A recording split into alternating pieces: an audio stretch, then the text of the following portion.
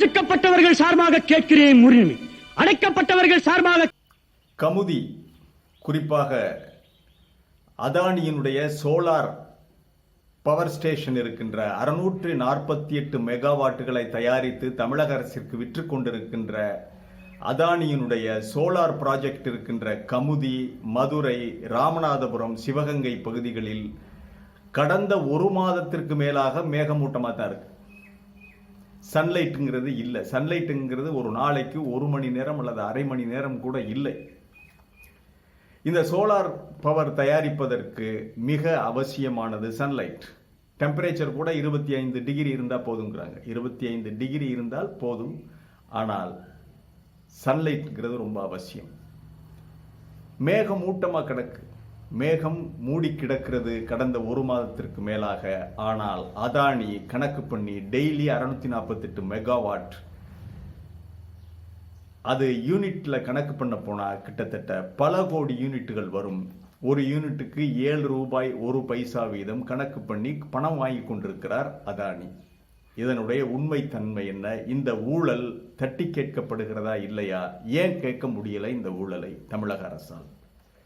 ஏன் முடியாது? இதில் இந்த அதானி செய்கின்ற ஊழல் என்ன? இதற்கு துணை போகின்ற மோடி, மத்திய அரசு, இதைத்தான் நம்ம பேச இருக்கிறோம். இது வாய்ஸ் ஆஃப் தமிழ் வழங்கும் பேச்சுரிமை சேனல். சேனலோடு தொடர்ந்து பயணித்துக் கொண்டிருக்கின்ற நண்பர்கள் அனைவருக்கும் வணக்கம். வாங்க இப்ப நிகழ்ச்சியை பார்க்கலாம். அதாவது 2014 மே மாதம் 24ஆம் தேதி வெற்றி பெற்ற மோடி முதல் முறையாக பிரதமராக நாற்காலியில் உட்கார்றார். ஜூன் மாதமே ஜெயலலிதா அவர்களை சந்திக்கிறார். அதன் பிறகு அதே 2014ஆம் ஆண்டில் ஒரு தடவை அதானி நேரடியாக வந்து ஜெயலலிதாவை அவருடைய ஆபீஸ்ல சந்திச்சுட்டு போறார். அது இந்த கமுதி ப்ராஜெக்ட் சம்பந்தமா தான் பேசியிருக்க முடியும். வேற என்ன? 648 மெகாவாட் கமுதியில் மின்சாரம், சோலார் மின்சாரம் தயாரிக்க போவதாக தமிழக அரசிடம் அவங்களுடைய ஒப்புதல் கேட்டு அவங்களுக்கு நீங்க வாங்கிக்கிறீங்க அப்படின்னு சொல்லி அந்த விஷயமாக பேசிவிட்டு செல்கிறார். இறுதியாக 2015 ஜூலை மாதம் 6ஆம் தேதி ஒரு ஒப்பந்தம் போடப்படுகிறது தமிழக அரசோடு. இடையில் மோடி எப்படி மிரட்டினார், ஜெயலலிதா அவருடைய சொத்து குவிப்பு வழக்கை சுட்டிக்காட்டி மிரட்டினாரா என்ன என்பதெல்லாம் அந்த விஷயத்துக்குள்ள நாம் போகவில்லை. அன்பாக சொல்லியிருக்கலாம், மிரட்டி சொல்லியிருக்கலாம், அதிரடியாக சொல்லியிருக்கலாம், அதானிக்கு நீங்க இந்த கான்ட்ராக்டை கொடுத்து தான் ஆகணும்னு சொல்லி. ஆனால் நான் இப்ப பேச இருக்கிறது என்னன்னா அது அல்ல. முதலாவதாக ஒரு சோலார் பவர் எனர்ஜிங்கிறதே ஒரு செப்பிடி வித்தை, மோசடி திட்டம். சோலார் என்பது என்ன? போட்டோ செல்கள் மூலமாக தயாரிப்பது, மின்சாரத்தை தயாரிப்பது. இப்ப இந்த 1.5 மாசமா சன்லைட் இல்லையே, போதுமான சன்லைட் இல்லையே, நீ எப்படி தயாரிக்கிற? சரி, இந்த 1.5 மாதமாக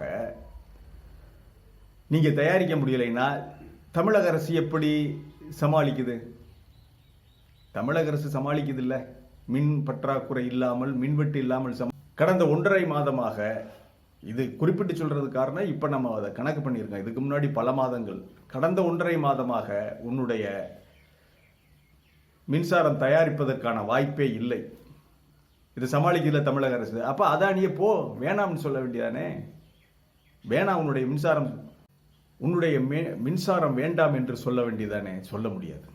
அந்த அளவுக்கு சிக்கலான சில விஷயங்களை இந்த அரசு, எடப்பாடி அரசு செய்து கொடுத்து விட்டது. அதையெல்லாம் விரிவா இப்ப பார்க்கலாம். அதற்கு முன்பாக சோலார் எனர்ஜி என்பது என்னங்கிறத ஒரு ஷார்ட்டா ஒரு விஷயம் சொல்லிடுறேன். இரவு முழுவதும் மின்சாரம் தயாரிக்க முடியாது.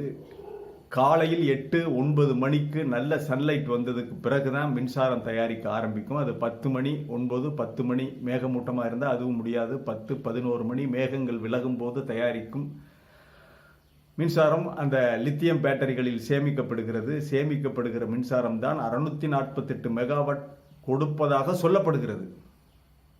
648 மெகாவாட் கொடுப்பதாக சொல்லப்படுகிறது. 4 மணி வரைக்கும் தான் அந்த சன்லைட் இருக்கு. அதன் பிறகு சன்லைட் சாஞ்சிரும். நீங்க சன்லைட்டுங்கிறது உச்சி பொழுதுக்கு மேலே வரும்போது தான் 12 மணி 11 மணி 12 மணிக்கு அந்த பேனல் மேலே டைரக்டாக படும். ஏன்னா பேனல் வந்து சாய்வாக வைக்கப்பட்டிருக்கிறது. பேனல் சாய்வாக வைக்கப்பட்டிருப்பதற்கான காரணம் மழை விழுந்தால் அந்த மழை தண்ணீர் கீழே வளைஞ்சு ஓடுறதுங்கிறதுக்காக எப்பவுமே பேனல் சாய்வாக தான் வச்சிருப்பாங்க. அதனால சாய்வாக இருக்கிறதுனால இந்த சன்லைட்டுங்கிறது 2 மணி நேரம் 3 மணி நேரம் தான் போட்டோ செல்கள் மூலம் தயாரிக்க முடியும். இதுதான் உண்மை. இதை நீங்க வந்து ஒரு காற்றாலை மின்சாரத்தோடையோ அல்லது அனல் மின்சாரத்தினுடையோ ஒப்பிட்டு பார்க்க முடியுமா? முடியாது. அனல் மின்சாரம் என்பது என்ன? அனல் மின்சாரம் என்பது நிலக்கரியை கொட்டி பாய்லரை சூடு பண்ணி பாய்லர் இருக்கிற தண்ணி கொதித்து தொடர்ந்து அது ஒரு தொடர் வினை, நீராவியாக அது தொடர்ந்து டர்பைனை சுழலச் செய்து 1 செகண்ட் கூட பாதிப்பில்லாமல் பல்லாயிரம், ஒரு ரொட்டேஷன் பர் மினிட்னு சொல்லுவாங்க, ஆர்பிஎம் அதற்கு பேர், ஒரு செகண்டுக்கு பல்லாயிரம் சுற்றக்கூடிய அந்த டர்பைன் மிகப்பெரிய ஜெனரேட்டரை இயக்கி அதிலிருந்து நமக்கு 500 மெகாவாட் 600 மெகாவாட் 200 மெகாவாட் 1000 மெகாவாட், இப்போ கூடங்குளத்துல எல்லாம் 1000 மெகாவாட் அப்படி எடுக்கிறாங்க. அதே போல காற்றாலை மின்சாரம் என்பது அந்த டர்பைன், அந்த காற்றாலை சுழலும் போது அதுவும் ஜெனரேட்டர் அந்த மோட்டாரை இயக்கி தொடர் வினையாற்றி அது வந்து ஆல்டர்னேட் கரண்ட். இது எல்லாமே ஆல்டர்னேட் கரண்ட். இப்போ அதானி தருகிற மின்சாரம் டைரக்ட் கரண்ட். இந்த ஆல்டர்னேட் கரண்ட் மூலமாக இவங்க தொடர்ந்து அனல் மின்சாரம் இதெல்லாம் கிடைக்கிறது நமக்கு. இது தொடர்ந்து 24 மணி நேரம் இயங்கியாக வேண்டும். 24 மணி நேரம் இயங்குவதற்கான வாய்ப்பு இருக்குது. 24 மணி நேரம் காற்றடிக்கும், 24 மணி நேரமும் நிலக்கரி எரியும். ஆனால் அதானியினுடைய மின்சாரத்தில் சன்லைட் வந்தால் தான் அது 3 மணி நேரம் 4 மணி நேரம் தான். இந்த மின்சாரத்தை தான் 7 ரூபாய் கொடுத்து வாங்குவதாக 7 ரூபாய் ஒரு பைசாவுக்கு ஜெயலலிதா ஒப்பந்தம் போட்டார். இந்த கதையை பார்ப்போம். மோடியினுடைய நெருக்குதலாக இருக்கலாம். ஜெயலலிதா அவர்களை தொடர்ந்து சந்தித்து அதானி என்ன பண்றாரு, ஜூலை மாதம் 6ஆம் தேதி 2015ஆம் ஆண்டு ஒரு ஒப்பந்தம் போடப்படுகிறது. அதற்கு முன்பாக தமிழ்நாடு ஒழுங்குமுறை மின்சார ஒழுங்குமுறை ஆணையத்துக்கிட்ட கருத்து கேட்கிறாங்க. அதுல நகல்சாமி அப்படிங்கிறவர் ஒரு மெம்பர், அவர் ஒரு கம்ப்ளீட்டா இதை வந்து எதிர்க்கிறார். இதன் மூலம் 25 ஆண்டு கால ஒப்பந்தத்தில் 25,000 கோடி ரூபாய் இழப்பு ஏற்படும் தமிழக அரசுக்குன்னு எச்சரிக்கிறார். அவருடைய எச்சரிக்கை புறக்கணிக்கப்படுகிறது. எச்சரிக்கையை புறக்கணித்து விட்டு இவங்க ஒப்பந்தத்துக்கு தயாராகிறாங்க. ஏன் அப்ப இதுக்கு நெருக்கடி யார் கொடுத்தது?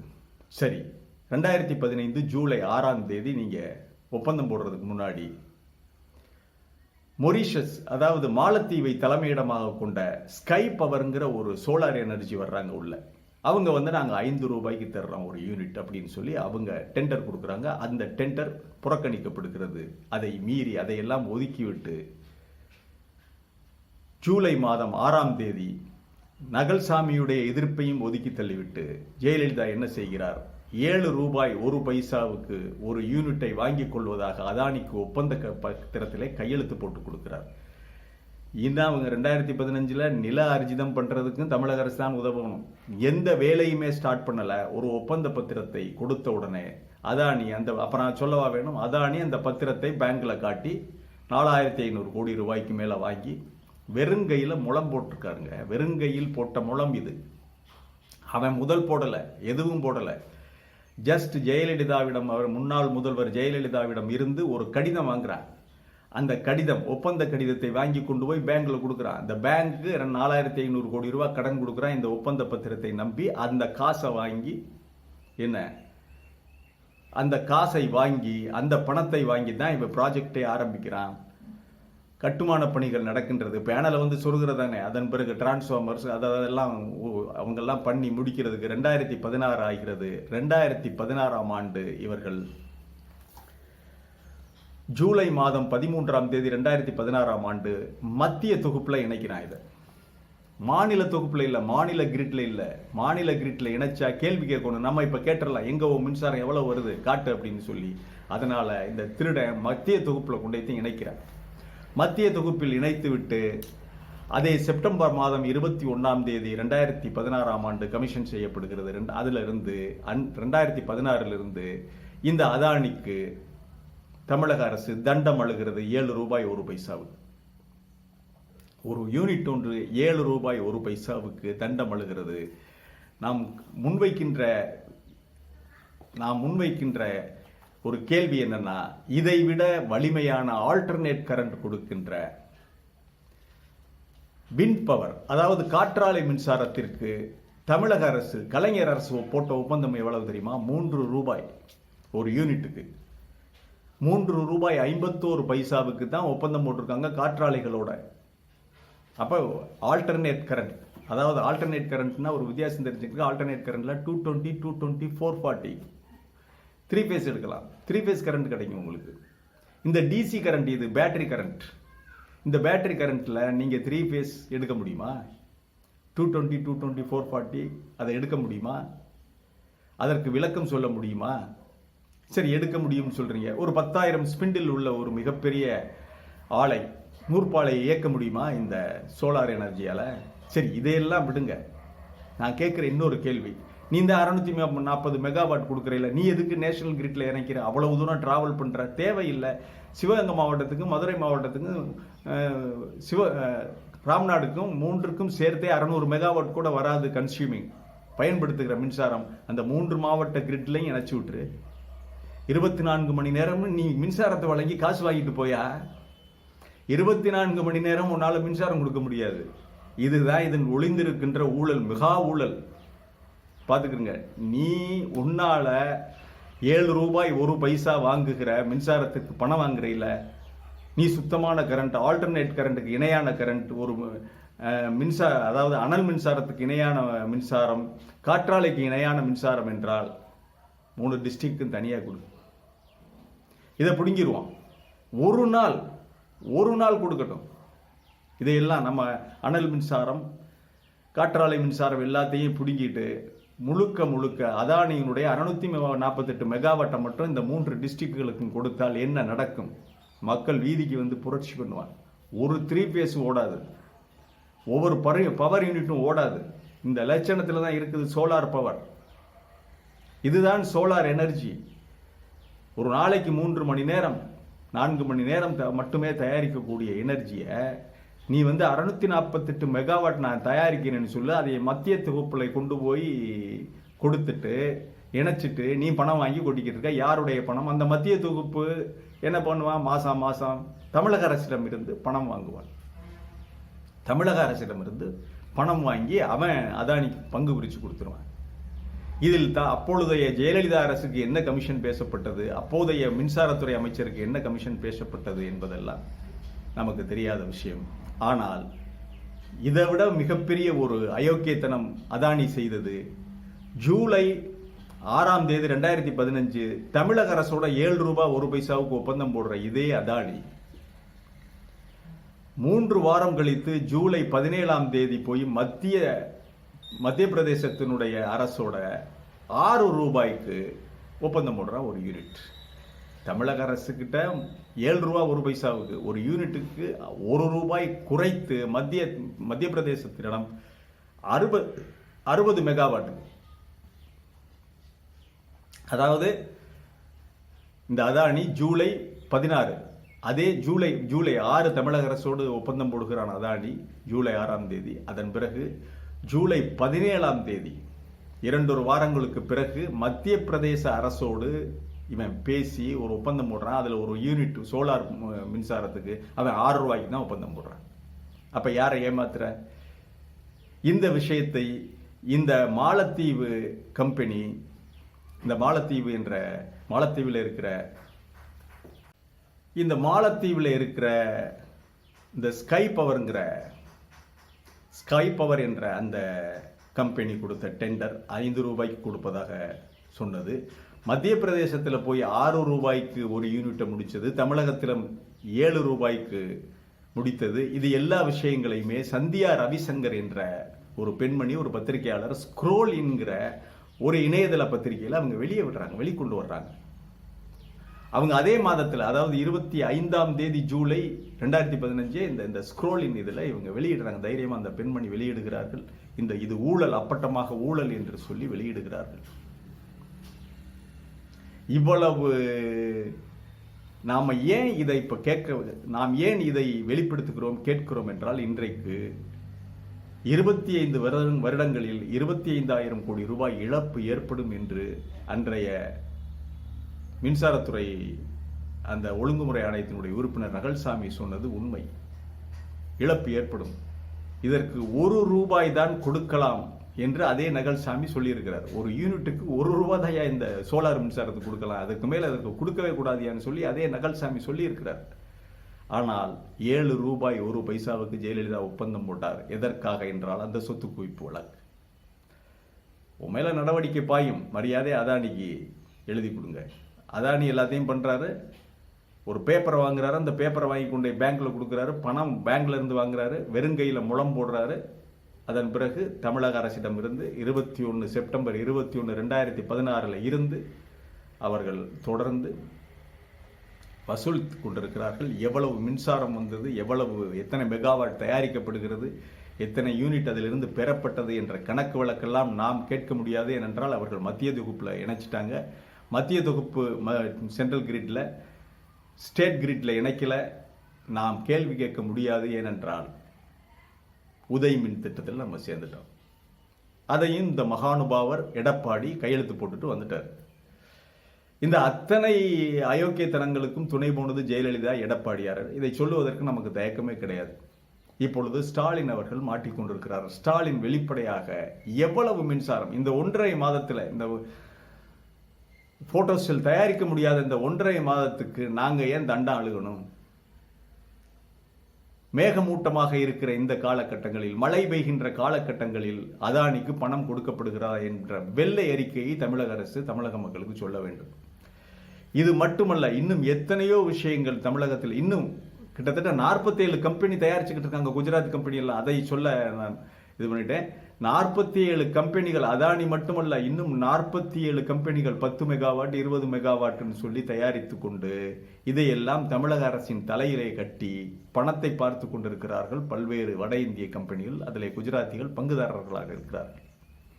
இப்படியெல்லாம் தமிழக அரசினுடைய பணம், தமிழக மக்களுடைய பணம் கொள்ளை போய்கொண்டிருக்கின்ற காரணத்தினால்தான் தமிழக அரசு இந்த உதய் மின் திட்டத்தில் சேர்ந்தது. இதில் எதிர்த்து கேள்வி கேட்க முடியாது. அவன் கொடுக்கிறதா மின்சாரம். ஆக இந்த தமிழக அரசு ஒரு சிக்கலிலே மாட்டிக்கொண்டிருந்தாலும் மக்களுக்கு வெளிப்படையாக இதை சொல்ல வேண்டும். இப்படித்தான் நடக்கிறது. இதுதான் அதானி மின்சாரம் தயாரிப்பதாக சொல்லி தலையிலே கட்டி கொண்டிருக்கின்றான். உதய் மின் திட்டத்திலே சேர்ந்ததனால் நாம் தட்டி கேட்க முடியவில்லை. அவர்கள் மத்திய தொகுப்புக்கு கொடுப்பதாக சொல்லிக் கொண்டிருக்கிறார்கள். மத்திய தொகுப்புல யார் இருக்கிறது? மோடியுடைய ஆள் தானே இருக்கான். அவன் அதானி மின்சாரம் கொடுத்தானா, கொடுக்கலையா, எத்தனை நாள் கொடுத்தான், இதெல்லாம் கேட்கவே முடியாது. கேட்டா இடி ரைட். ஆகவே ஊழல் ஒரு பக்கம் மிகப்பெரிய ஊழல் நடந்து கொண்டே இருக்கிறது. நகல்சாமி சொன்னது போல 25,000 கோடி அல்ல, அதையும் தாண்டி 50,000 கோடி கூட இழப்பு ஏற்படலாம் தமிழக அரசுக்கு. அந்த அளவிற்கு போய்கொண்டிருக்கிறது. இதை மாண்புமிகு தமிழக முதல்வர் ஸ்டாலின் அவர்கள் வெளிப்படையாக மக்களிடம் சொல்ல வேண்டும். இதனால் தான் மின்சாரம் ஏற்றி இருக்கிறோம், மின்சார கட்டணத்தை என்று தமிழக மக்களிடம் வெளிப்படையாக பேச வேண்டும்.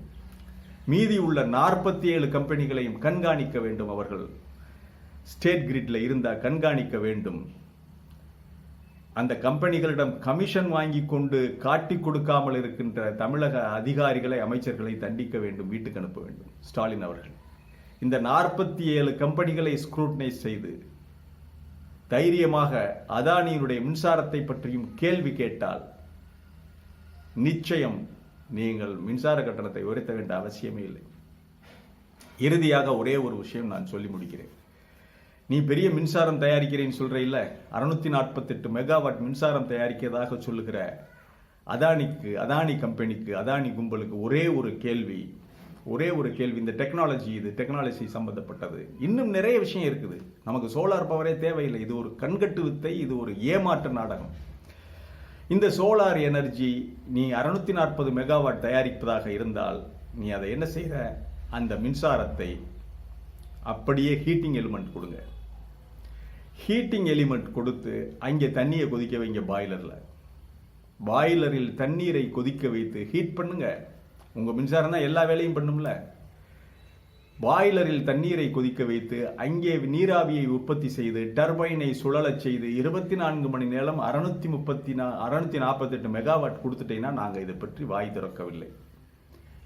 எங்களை நடுத்தருவில் கேள்வி கேட்கின்ற எங்களை நடுத்தருவிலை நிறுத்தி சவுக்கால் அடிக்கலாம் முடியுமா உன்னால? அதானியால் இப்படி தண்ணீரை கொதிக்க வைத்து அது மின்சாரம் தானே, ஆல்டர்னேட் மின்சாரத்துக்கு இணையானது தானே, அனல் மின்சாரத்துக்கு இணையானது தானே. இப்பொழுது கூட நான் ஹீட் பண்ணி தான் ஹீட்டரில் தான் சமைக்கிறான், ஹீட்டரில் தண்ணி காய போடுறான், தண்ணி காய வைக்கிறோம்ல. அதே மாதிரி மிகப்பெரிய ஹீட்டர் எலிமெண்ட்டுகளை இப்போ உருவாக்கி அதை பாய்லரில் ஹீட்டர் எலிமெண்ட்டை உருவாக்கி அங்கே தண்ணியை கொதிக்க வச்சு இந்த உங்கள் மின்சாரத்தை ஹீட்டிங் எலிமெண்ட்டாக மாற்றி ஹீட்டாக மாற்றி தண்ணீரை கொதிக்க வச்சு அந்த ஸ்டீம்ல இருந்து டர்பைனை சுழல வைங்க. 648 மெகாவாட் மின்சாரத்தை 24 மணி நேரம் கொடுத்து பாருங்க, எடுத்துக்காட்டுங்க. நாங்கள் நம்புகிறோம். இல்லாவிட்டால் இது கண்கட்டு வித்தை, மோசடி. இந்த விஷயத்தை ஸ்டாலின் அவர்கள், முதல்வர் அவர்கள் வெளிப்படையாக தமிழக மக்களுக்கு சொல்ல வேண்டும். இனிமேலும் தயங்கக்கூடாது. மோடியினுடைய கும்பலுடைய முகத்திரையை கிழித்தெறிய வேண்டும். இந்த சோலார் எனர்ஜியில் இவர்கள் செய்கிற அயோக்கியத்தனம், தமிழக மக்களுடைய பணம் கொள்ளை போய் கொண்டிருக்கிறது. இதை மாண்புமிகு முதல்வர் அவர்கள் வெளிப்படையாக சொல்ல வேண்டும், நாட்டு மக்களுக்கு சொல்ல வேண்டும். மீண்டும் ஒரு காணொலியிலே சந்திக்கிறேன். இது வாய்ஸ் ஆஃப் தமிழ் வழங்கும் பேச்சுரிமை சேனலை சப்ஸ்கிரைப் பண்ணிட்டு மறக்காம பெல் பட்டனை அழுத்துங்க. கமெண்ட் செய்யுங்கள், ஷேர் செய்யுங்கள், பிடித்திருந்தால் லைக் செய்யுங்கள். நன்றி, வணக்கம்.